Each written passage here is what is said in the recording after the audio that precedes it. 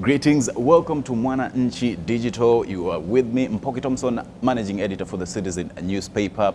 Today we have the great presence of Maxwell Okello. Maxwell is the Chief Executive Officer of American Chamber of Commerce, Kenya. He's currently here in Tanzania, along with over 19 companies from the US looking to invest in Tanzania. So they're here to explore the various opportunities that are available in Tanzania. Maxwell, welcome, Karibu, Tanzania. Thank you. Asante. Okay, so let's get to it. This is a very exciting period for the investment space in Tanzania. We're looking at over 19 companies from the US looking to invest in Tanzania in various sectors. Can you tell us why now? Why all this interest in Tanzania mainland and also Zanzibar? Thank you. Thank you for having me. As you said, there's a lot of excitement here today. We brought 19 companies that are looking at opportunities in Tanzania and subsequently Zanzibar as well. And the reason why we decided to bring them down is because we've seen quite a bit of positive change with the coming in of President Suluhu. The Tanzanian economy is opening up.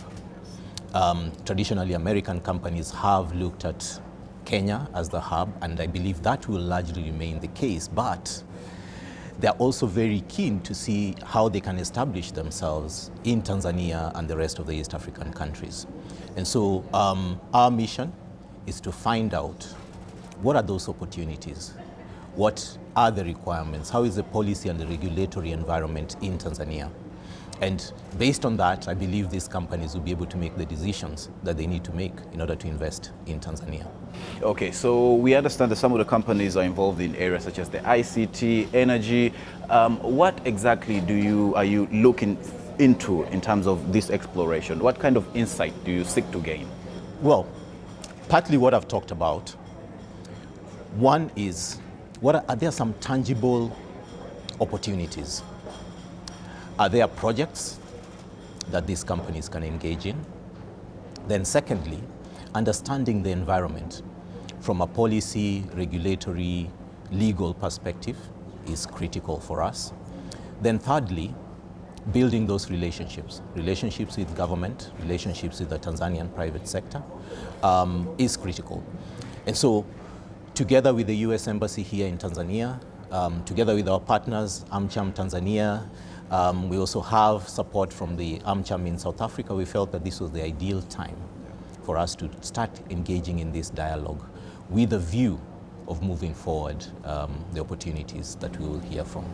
So what have some of the engagements been with the government? What exactly is it on regulatory issues, or what specific areas are you looking into in terms of talking to the government to ensure that when the companies now come to invest, the businesses will be able to thrive? Well, if I give you a quick rundown of how the program has looked like today.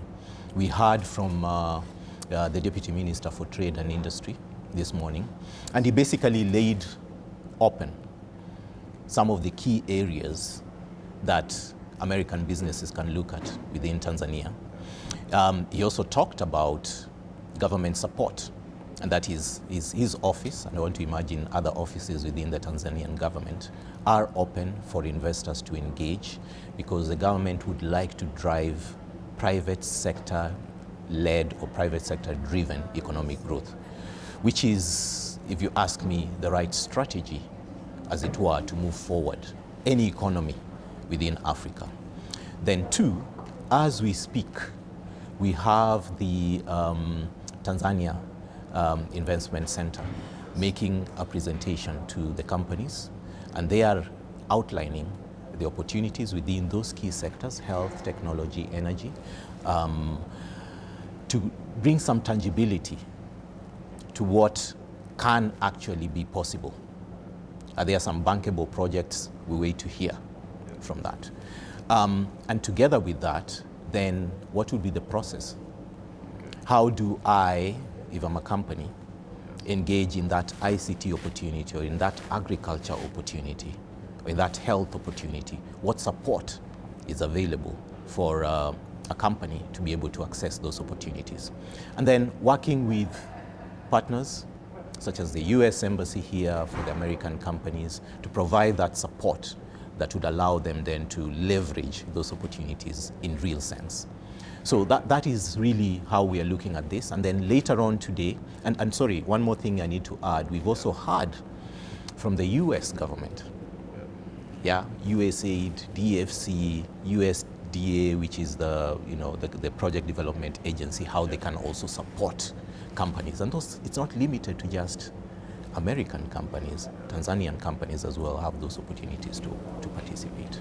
Perfect. So now on a regional perspective, we understand that Nairobi is the economic hub for East and Central Africa, but of late Dar es Salaam has been trying to also boost its financial muscles. Today we ran a story about how the port of Dar es Salaam and the port of Mombasa are sort of trying to compete for the same market.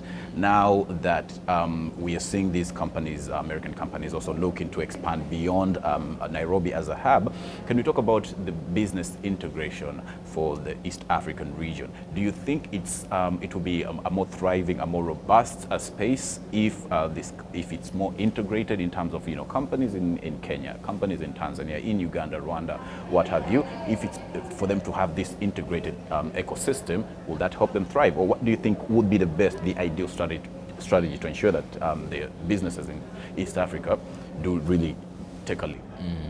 I think you're spot on with that. The integration is the way to go. I think we're currently looking at over 150 million people in the EAC region. That's a big market in itself.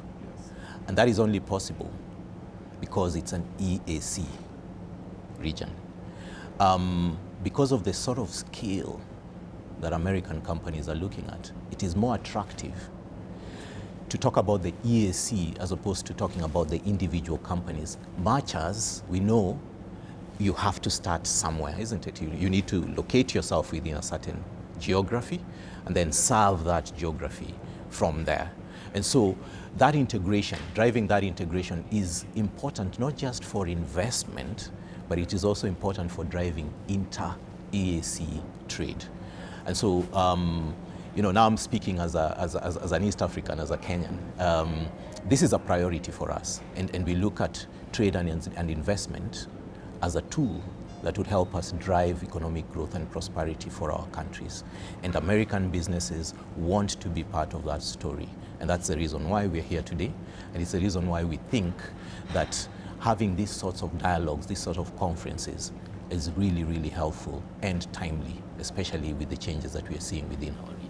Okay, so in an earlier session when you talked about the importance of having these dialogues between the private sector and representatives from the government, you talked about how East African countries really have the same challenges or similar challenges in terms of regulatory issues. When an investor comes to invest in Tanzania, some of the challenges that they might face here in Tanzania are kind of similar to what they might face in Kenya. So what do you think would be the most ideal approach for both governments, the Tanzanian government, the Kenyan government, in terms of hashing out all these challenges in terms of regulatory issues that investors face when they want to set business in the region?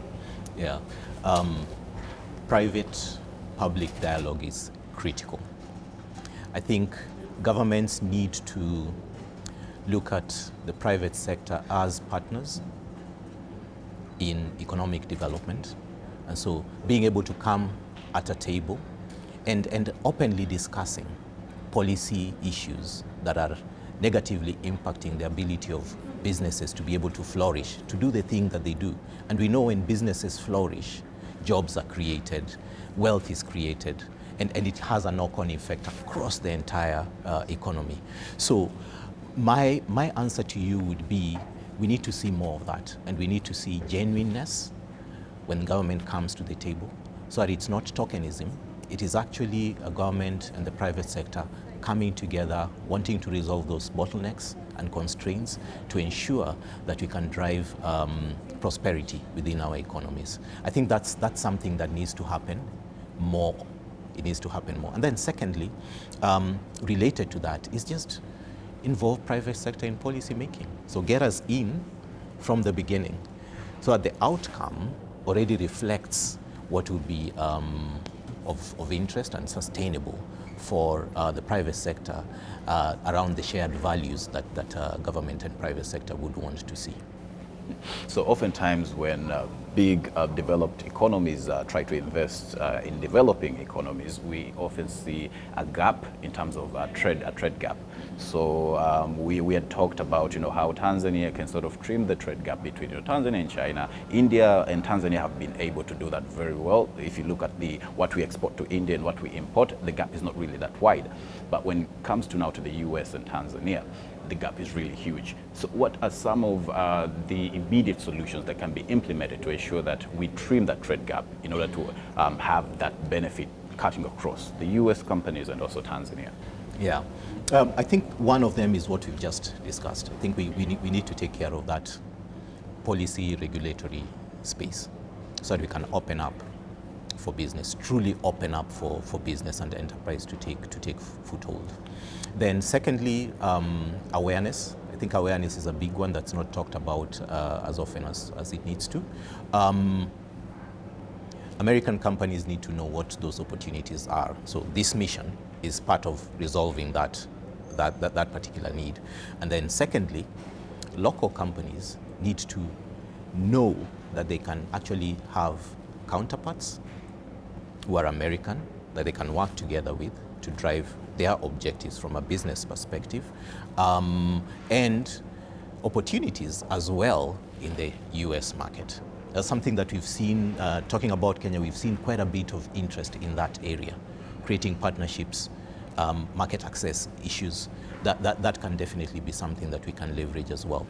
And then thirdly, as I mentioned, it's really about building relationships. Building the right relationships so that you can take advantage of opportunities. So I strongly believe that to drive the numbers and bridge that gap, there needs to be more integration that is happening between your American companies and local companies on the one hand, and then the government needs to create an enabling environment to allow for that trade and investment to truly flourish. And I think that would get us somewhere. We can start sort of scratching that. So when it comes to skills development, is there any of that's part of the package? Actually, that's an important point that you bring. One of the advantages of working with the US private sector is the skills transfer and capacity building. You will be interested to note that if we take Kenya, for example, you find that a significant majority of the leadership of the American companies in Kenya are actually locals. And that shows you that this is a cultural thing. American companies like and buy culture. They want to work with locals who are qualified to be able to do what they need to do. Then secondly, technology transfer is also part of the narrative. As you know, the US is a leader in the tech space. And so bringing in those innovations and being able to transfer that knowledge and drive innovation is at the heart of that. And then governance. Governance, very high levels of governance and transparency. To work with an American company, you need to meet that level of governance, you need to meet that level of transparency. I think that will also help us to ensure that we resolve our own challenges in that space. And maybe the last one that I can talk about is the ability to adhere to rule of law. Yeah, is something that is critical, and we've seen how that has morphed within in Kenya, and I'm sure in other places in the region. I think that's something that is also critical that we must get right, so that we are able to advance this trade and investment between our countries and the US. Okay.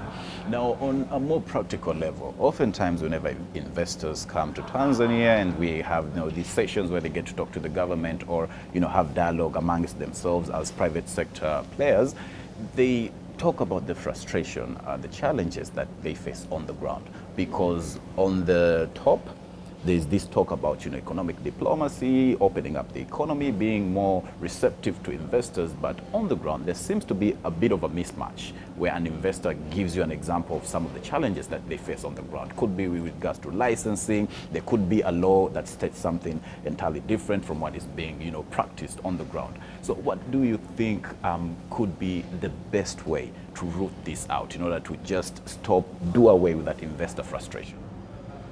That's a good and a tough question to ask. It requires commitment. It really, honestly requires commitment. Putting your, your actions where your mouth is, if I may put it that way. There's a lot of rhetoric that tends to happen at that governance level, at that policy making level, but then bottlenecks are created in actual fact as you've just described. And so for me, I think a way of answering that question would be to just, we need to be genuine. We need to be committed about the things that we say we need to do. Some of these bottlenecks are actually not difficult to resolve if there is will to resolve it. And I think sometimes what tends to happen is that the bigger picture is lost as to why we do some of these things, why we want to have an enabling environment. If indeed the commitment is to economic growth and prosperity, then it follows that you would want to remove those bottlenecks that hamper the achievement of that goal. And so if I was a government official coming to the table with a private sector entity across me, I would genuinely listen and I would genuinely try and resolve that issue to the extent that I can. Now, some of them are much more long-term because it's a policy issue. It needs to go through a legal process, needs to go to Parliament before it is enacted. But that can only be driven by will, the will to actually resolve that because it is something that would be of benefit to a citizen somewhere. As we've said, trade and investment drives prosperity, creation of jobs, lifting up of living standards. I think that is how we need to look at these things. So it's not just about private enterprise. It's about private enterprise as a partner to get us to that ultimate goal that we want to achieve. Okay, Mr. Okello, that's a wrap. It's been a pleasure. Thank you. Thank you. You were with me in Pocket Thompson. Until next time. Mateso, nimepigwa faini sababu ya bima kuisha. Hukunikumbusha, lazima unirudishie hii faini. Pole, ila nilikukumbusha kwa SMS. Itakuwa network yako mbovu. Unanilaumu bure. Wewe Mateso, kitambi chako akiishiwi visingizio. Uzembe wako isiwe kero kwangu. Nahitaji bima sasa hivi. Jioni hii niko mbali. Inaweza kuwa ngumu. Au tufanye kesho. Mama, tusimsubiri atatuchelewesha. Acha nikununulie bima sasa hivi kwenye WhatsApp tuondoke. Kwenye WhatsApp hii? Yes. Si unaela kwenye simu? Ndiyo, za kutosha. Inaniambia niweke namba ya siri. Salome, una uhakika niendelee? Endelea. Tumia bima pap kwa kupiga nyota 150 nyota 51 alama ya reli au kwa WhatsApp 0764 166 066 ujipatie bima. Kweli penye nia kuna njia. Nimeipata bima inasomeka halali. Kwa ujanja huu, isijekaa umechukua pesa zangu. Mama jamani, kuna shida mwanao kufurahia raha yako kidogo? Bima pap. Urahisi wa maisha.